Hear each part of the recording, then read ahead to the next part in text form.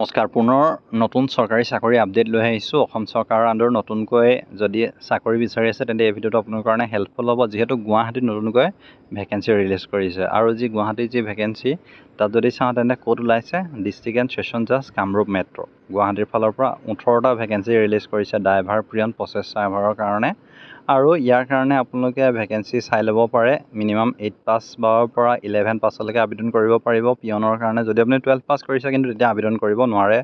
ড্ৰাইভাৰৰ কাৰণে আছে যাত আপুনি 10 পাছ কৰিলে আবেদন কৰিব পাৰিব আৰু LMV থাকিব লাগিব। বাকী প্ৰচেছ চাৰ্ভাৰৰ কাৰণে আপোনাৰ যদি গ্ৰেজুৱেশ্যন আছে তেন্তে ইয়াৰ কাৰণে আবেদন কৰিব পাৰিব। অৰ্থাৎ আপুনি 8, 10 গ্ৰেজুৱেশ্যন যদি আছে তেন্তে ইয়াৰ যিকোনো এটা আবেদন কৰিব পাৰিব।